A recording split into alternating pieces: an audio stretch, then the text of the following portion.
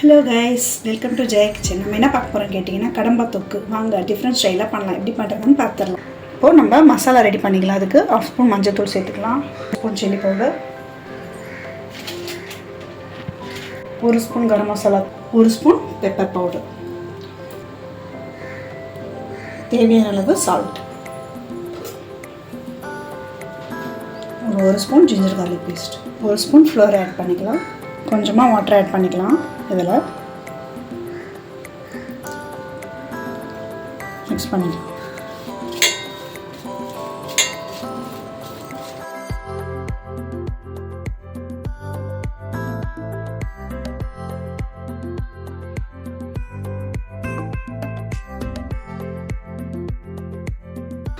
Cut பண்ணி wash பண்ணி எடுத்து வச்சுருக்க கடம்பாவை இதில் போட்டு மிக்ஸ் பண்ணிக்கலாங்க.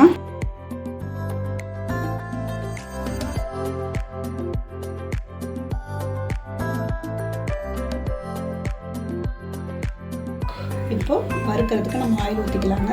ரீஃபைண்ட் ஆயில் தேவையான கொஞ்சமாக ஊற்றினா போதும். கடாயில் இந்த மாதிரி ஊற்றி வச்சுக்கலாம்.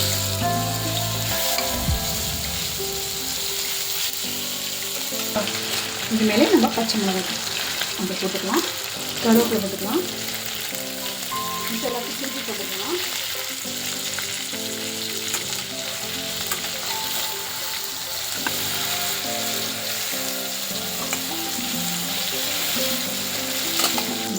இதை நம்ம இன்னொரு பிளேட் மாற்றிக்கலாங்க.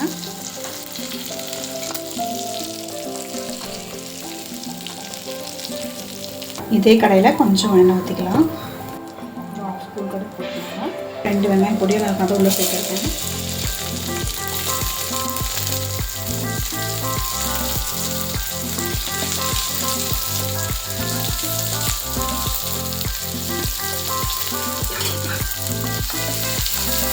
நல்லா வதங்கட்டும்.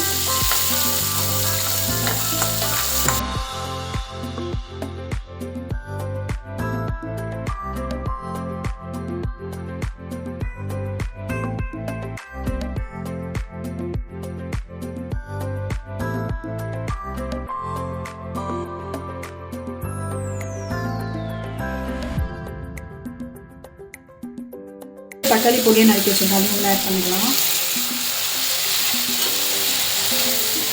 சேர்த்து நல்லா வதங்கட்டும் தக்காளி.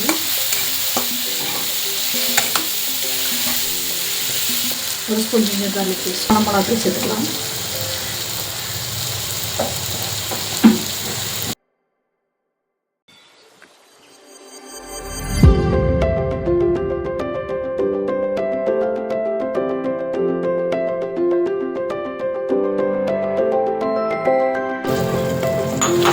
லோ ஃப்ளேமில் வேக வைக்கலாம்.